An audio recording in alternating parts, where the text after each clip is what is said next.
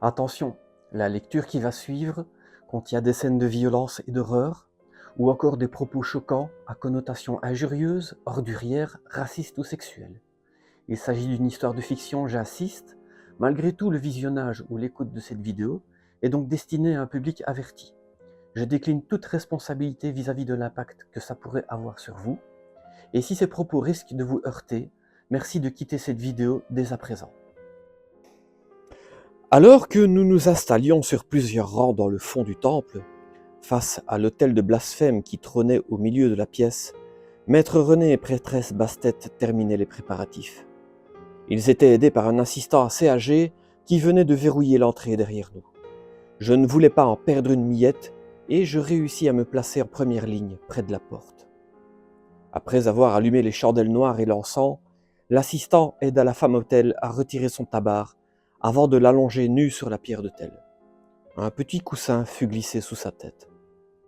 Pendant ce temps, René marmonna quelques obscures prières et Bastet remplit un calice en forme de crâne avec une étrange liqueur.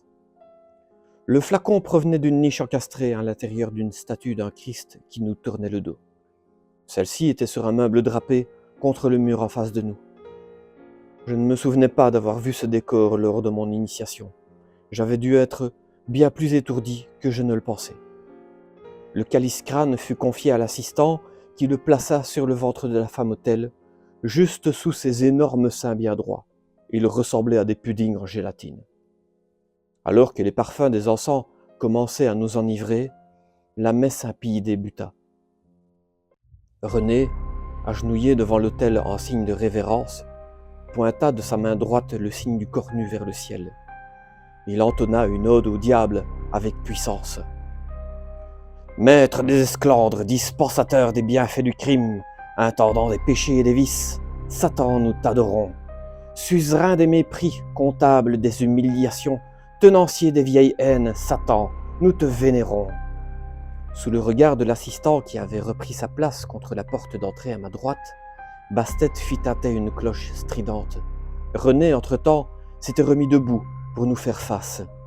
« Prions ensemble, mes frères et sœurs, afin de nous affranchir des chaînes du Dieu félon, cet immonde dictateur sénile qui abandonna son propre fils sur la croix de l'infamie, dit-il. » L'assemblée se mit à réciter en chœur le Pater Noster diabolique, une des prières contenues dans le premier cours de l'enseignement.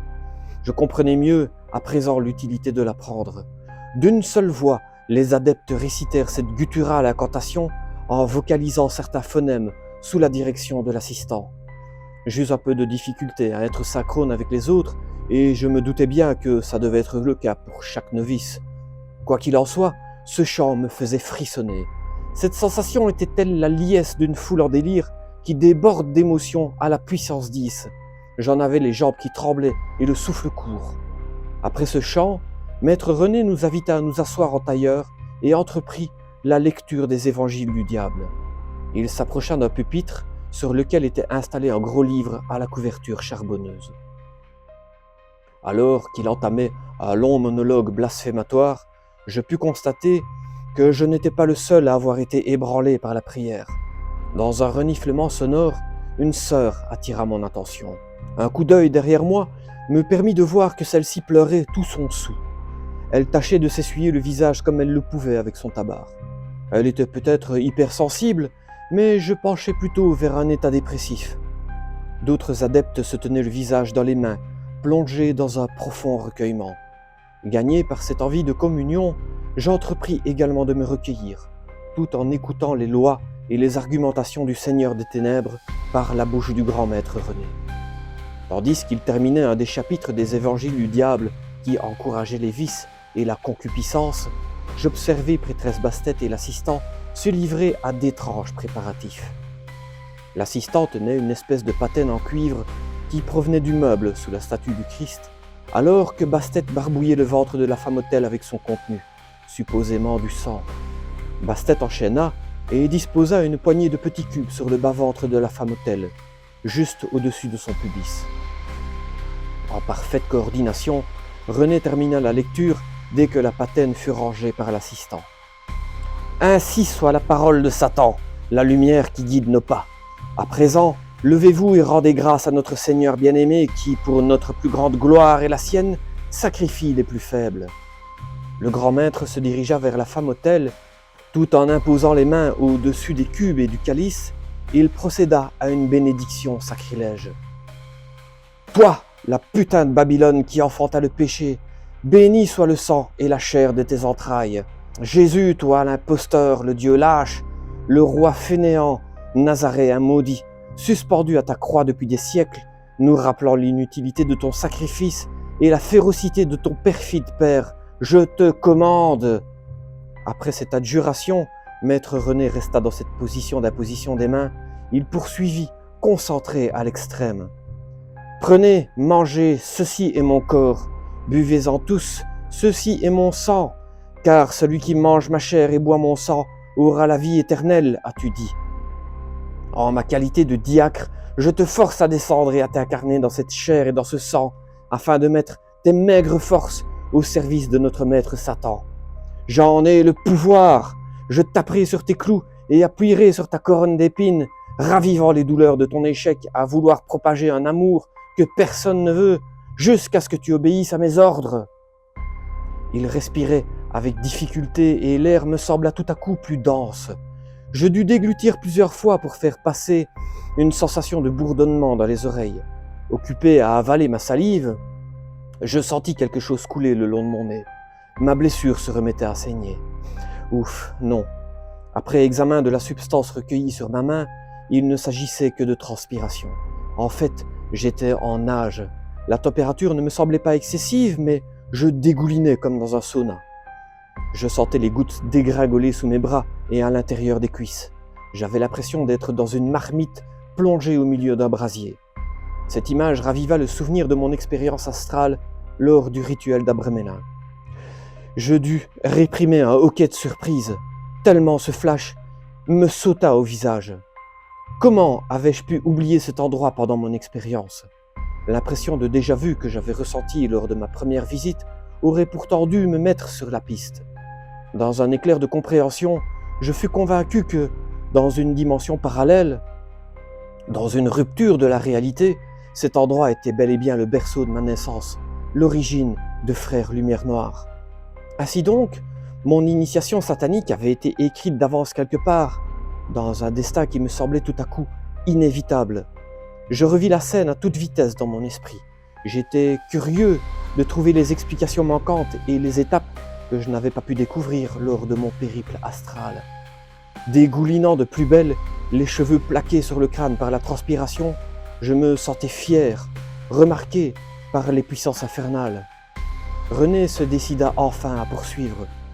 « Prenez et mangez, ceci est son corps qui vous est offert pour l'accroissement des péchés et la vie éternelle. » L'assistant nous invita à former une file indienne afin de nous présenter près de la femme-autel. Lorsqu'arriva mon tour, René procéda de la même manière qu'avec mes frères et sœurs passés avant moi. Mimant avec maladresse mes prédécesseurs, je traçai le pentagramme inversé dans les airs en guise de salut. René prit alors un petit cube sur le pubis de la femme-autel et me le déposa en bouche.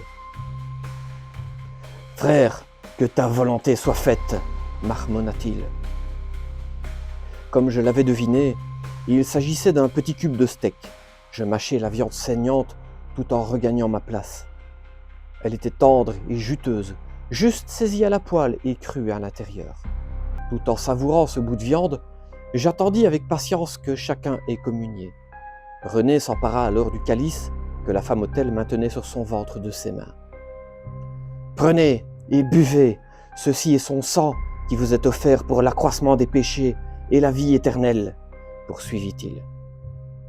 Nous refîmes la file indienne et chacun but une gorgée du breuvage présenté avant de regagner sa place initiale. Il s'agissait ici encore d'un vrai nectar, subtil mélange d'épices, de vin et d'alcool généreusement sucré au miel. Lorsque j'avalai cette précieuse gorgée, une douce sensation d'enivrement m'envahit, diffusant dans mon corps un feu liquide saturé de sinistre puissance. Je transpirais toujours avec abondance, mais l'atmosphère était relaxante. Je me sentais purifié par cette communion et plus fort que jamais. Après avoir rangé tout l'attirail avec l'aide de l'assistant, le grand maître nous fit mettre en demi-cercle autour de l'autel. Le véritable disciple de Satan se dresse face à lui sans honte ni crainte. Le véritable disciple de Satan se présente face à lui tel que Satan l'a créé. À présent, retirez vos tabards afin d'être initiés au mystère des mystères, lança-t-il en nous incitant à poser nos tuniques derrière nous. Alors que Bastet, nu, allait se placer devant la statue du Christ, René se munit de sa baguette magique. Il la brandit en l'air, embrassant l'air dans des gestes à la géométrie complexe. Bastet parodiait Jésus dans la position de la crucifixion, les bras écartés, la tête penchée sur son épaule, la langue sortie à moitié. Elle arborait un rictus tout droit sorti d'un film d'épouvante. Dans un autre contexte, le ridicule de cette mimique m'aurait fait exploser de rire. Au sein de cette cérémonie, cela lui donnait un air de folie qui me glaçait les sangs. Ô vous, les ministres du Maître, les représentants des vices, les défenseurs du péché, les profanateurs de la pureté, entendez notre appel. Accourez et contemplez. Acceptez cette offrande en témoignage de notre dévotion, clama René. Il déposa sa baguette et il vint se positionner juste à côté de l'assistant. Toute l'assemblée put contempler la parodie de Jésus le crucifié juste derrière la femme autel.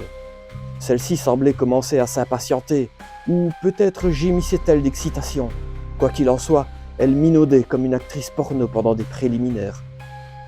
René commença alors une longue imprécation et, sous la houlette de l'assistant, nous en répétâmes chaque fin de phrase. « Satan, miserere nobis » commença-t-il. « Miserere nobis. »« Belzébuth, miserere nobis » continua-t-il, suivi par tous les adeptes dans un miserere nobis en chœur. L'énonciation se poursuivait en rythme jusqu'à en induire une forme de transe hypnotique. Je pris soudain conscience qu'un adepte était sorti du rang et était quasi entre les jambes de la femme autel. J'étais si concentré que je n'avais pas remarqué le caractère incongru de son déplacement au fur et à mesure de la progression de la prière. Curieux, je vis qu'il s'agissait du blond stressé qui m'avait bousculé dans les escaliers. Il avait l'air ailleurs et il n'y avait aucun doute sur ce qu'il voulait faire. Son sexe était raide comme une trique. Il tenait à peine sur ses jambes tellement il tremblait. Il s'agissait de ma première messe noire, je ne savais pas si c'était prévu, normal ou pas. J'eus vite la réponse à cette question car René interrompit la cérémonie en se rendant compte lui-même de ce qu'il se passait. « Mais nom de Dieu, qu'est-ce qu'il fabrique cet imbécile » jura-t-il. Alors qu'il voulait s'approcher du blond, l'assistant le prit par l'épaule pour le tirer en arrière. « Laisse-le explorer ces ténèbres et s'en imprégner » lui chuchota-t-il avec férocité. Cet événement semblait surréaliste. Placé à côté d'eux, je pus constater que maître René était blême, malgré ses efforts pour rendre cela invisible. Il ne lui fallut pas une seconde pour baisser les yeux et faire comme si rien ne s'était passé. Le grand maître reprit le cours de la cérémonie. Il laissa l'autre connard, vautré sur la femme autel, la besogner à grands coups de rein. C'était un spectacle irréel, une scène de pur délire. Bastet dans sa position de crucifixion, la langue d'or et les yeux révulsés. Le grand maître, à moitié hystérique, qui beuglait les litanies aux démons, suivi par le chœur des adeptes qui devenait de plus en plus cacophonique, et l'autre taré qui baisait la femme autel comme une chienne. Il avait un regard de dément, j'en frissonnais d'effroi. Je l'imaginais s'emparer du couteau rituel qui était à sa portée et massacrer l'assemblée dans le même élan de folie qui l'avait conduit à se comporter ainsi. Une fois les litanies terminées, un chuchotement rassembla plusieurs membres autour de la même question. Et maintenant, que se passe-t-il ? Le blond se stoppa net à cet instant. Il était blanc comme un linge, et il regardait partout autour de lui. Il semblait perdu, hagard. Avec toute la dignité qu'il pouvait avoir, le sexe recroquevillé, il regagna sa place, les yeux fixés sur le sol. Il y eut un silence pesant, durant lequel le temps cessa de s'écouler. Un mélange de fatigue, de malaise et de soulagement semblait s'être abattu tout à coup. René reprit les choses en main et il nous demanda de faire une farandole. La phase cruciale de la cérémonie, les évocations où les entités sont invitées à se manifester, allait commencer. Prêtresse Bastet et l'assistant nous rejoignirent pour former un cercle fermé autour de l'autel et de maître René. Nous nous tenions par les mains et commençâmes à tourner lentement autour de l'autel alors que René entamait les conjurations. Satan, tuteur des stridentes névroses, tour de plomb des hystéries, vas ensanglanter des viols, gloire et louange à toi. Prêtresse Bastet, qui conduisait la farandole, nous incita à murmurer un écho à ses paroles, écho qui devait s'amplifier crescendo au fur et à mesure de la conjuration. Ave Satani, Gloria in Satanas, murmurai-je comme mes compagnons. Nous qui te célébrons en ce jour, fais, ô Satan, que nos prières te parviennent. Ave Satani, Gloria in Satanas. Par le sang des sacrifiés, par la chair des suppliciés, Satan, je t'adjure de nous envoyer ton grand ministre, afin qu'il préside à ce rite. Ave Satani, Gloria in Satanas. La cadence commençait tout doucement à accélérer. On en était à peine au deuxième tour, et j'avais déjà les premiers symptômes du tournis. Moi, maître René, digne représentant de l'église du diable, je détiens le pouvoir des pouvoirs, et je t'ordonne, Léonard, avec le soutien de ton maître Satan, de te présenter en ce lieu pour satisfaire une requête, dit-il d'une voix forte. Ave Satani, Gloria in Satanas. D'un coin de l'œil, la vue troublée par ce mouvement giratoire, je pus voir maître René les bras levés au ciel. Il tenait sa baguette d'une main et le couteau sacrificiel de l'autre. Il me sembla le voir trembler ou vaciller, mais je ne pus garder les yeux sur lui assez de temps pour m'en assurer. Tout mouvement me donnait l'impression que j'allais m'écrouler comme un ivrogne si je lâchais la main de mes voisins. Léonard, grand maître des orgies, bouc noir des célébrations, ministre des sabbats et président des messes noires, je t'invoque. Ave Satani, Gloria in Satanas. Je t'invoque, hurla-t-il à tue-tête une dizaine de fois. Alors que nous répétions Ave Satani, Gloria in Satanas, de plus en plus fort après chaque parole de René, nous en étions en train de trotter autour de l'autel. Ma tête était prête à exploser. Mon esprit était totalement désorienté, aspiré dans un tourbillon de paroles et d'images infernales. Je vis une apparition prendre forme, une silhouette humaine avec l'anatomie d'un bouc. Elle était assise sur la femme autel. Elle avait des sabots et des cornes, une tête animale qui arborait un sourire. Elle ressemblait étrangement à l'illustration du Baphomet réalisée par Eliphas Lévy. J'avais envie de vomir. Les odeurs d'urine et de fumier que je sentis tout à coup à pleine narine aggravèrent mes nausées. Un relent acide remonta de ma gorge. Je me dépêchai de le contenir et de le ravaler. Lorsque l'invocation cessa, nous rejoignîmes nos places respectives en demi-cercle. La vision et les odeurs avaient disparu, mais pas mon malaise. J'avais l'impression de sortir d'une essoreuse, le gosier irrité par des remontées gastriques et incapable de garder les yeux fixés sur un point. Maître René nous fit asseoir le temps d'une lecture qui louait la présence de Léonard. J'étais soulagé de pouvoir me poser à terre, mais mes sens étaient trop confus pour que je puisse être attentif. Une fois la lecture terminée, le grand maître nous fit relever. À présent, sous le regard bienveillant de Satan et de son ministre, j'invite celle ou celui qui désire déposer une requête aux puissances infernales à venir honorer le vaisseau de chair sacrifié, investi de la présence de Léonard, clama-t-il. Nous étions arrivés au moment où chacun pouvait adresser une demande personnelle en pénétrant la femme autel d'une manière brève. Si j'avais bien compris les paroles, il était plutôt question d'honorer un démon ayant pris possession du corps de cette femme. Bref, je m'attendais à voir mes frères et sœurs, surtout mes frères, se précipiter sur cette dame aux attributs flatteurs. Pourtant, personne ne bougea de sa place. Je n'osais pas être le premier. Je ne savais pas exactement ce que je devais faire, mais après une bonne minute d'attente, je me décidai à y aller malgré tout. J'amorçai un geste pour me lever du rang et je reçus une décharge électrique dans le corps qui me cloua sur place. Un fluide glacial me parcourut l'échine jusqu'à m'en faire claquer des dents. Guidé par une force, je tournai la tête vers la gauche et je le vis. Le blond baiser était enveloppé d'une sorte de halo pourpre. Il exprimait une émotion indescriptible malgré son immobilité. Mon instinct de survie me faisait comprendre que j'étais en présence d'un animal enragé qu'il valait mieux éviter. Je fus paralysé par cette sensation et, même si j'avais envie d'aller vers cette femme, je restai sagement à ma place.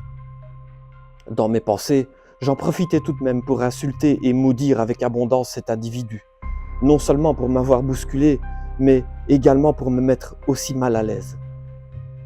Les autres ressentaient peut-être la même chose. En tous les cas, Personne ne remua le petit doigt jusqu'à ce que René reprenne le cours de la cérémonie. La fin de cette messe noire ne fut pas très claire dans ma tête. J'étais épuisé par toutes ces émotions. Avant de sortir de la pièce, nous nous assîmes pour faire une sorte de débriefing.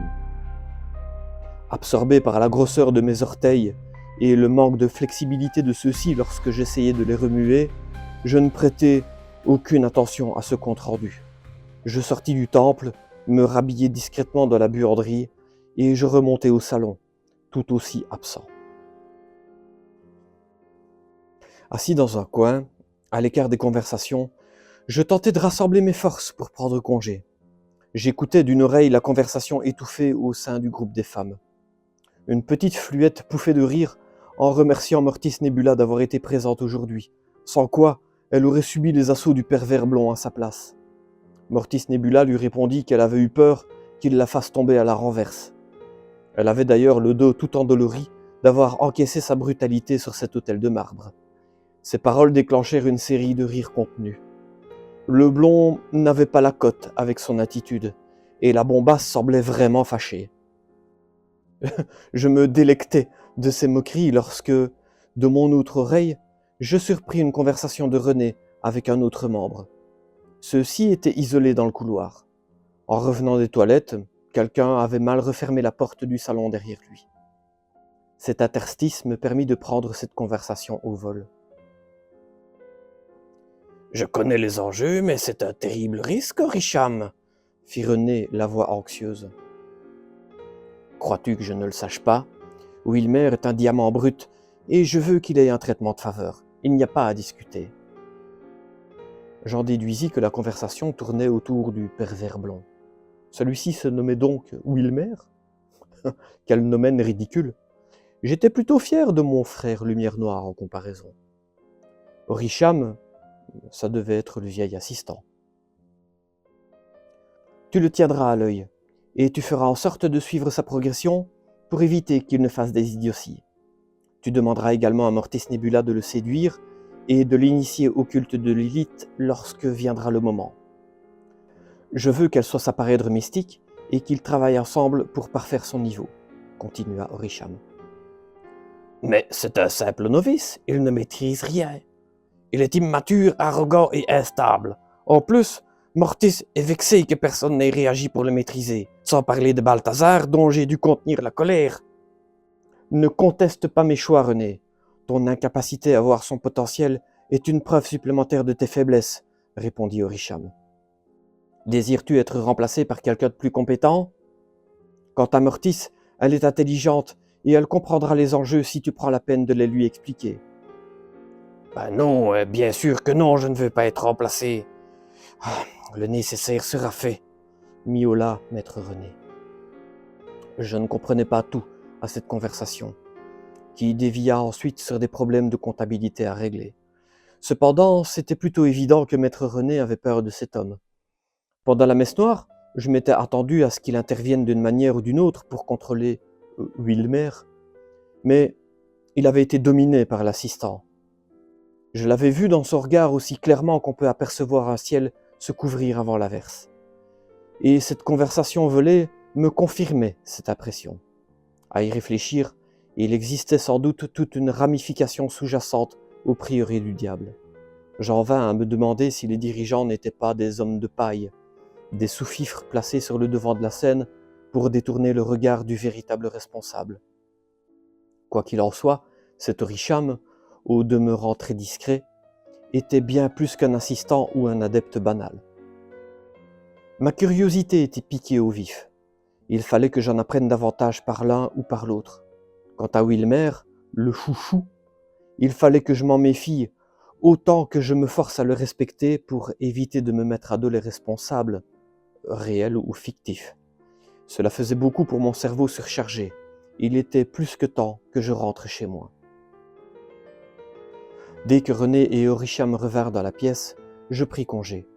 René me raccompagna à la porte et en profita pour me donner le deuxième cours de l'enseignement. « J'espère que cette première messe noire t'a plu, frater Luminis Negri ?» me demanda-t-il sur le pas de la porte. Oui, C'était plutôt puissant, même si par moments... Ouais, ça, c'est des choses qui arrivent. C'est rare, mais ça arrive, me coupa-t-il. On compte sur toi pour le mois prochain, alors. Bien entendu. Heureux de l'entendre. Et qu'est-ce qui est tout noir et qui fait boum, boum, boum? Un curé de campagne dans un champ de mine, pouffa-t-il en me saluant avant de disparaître.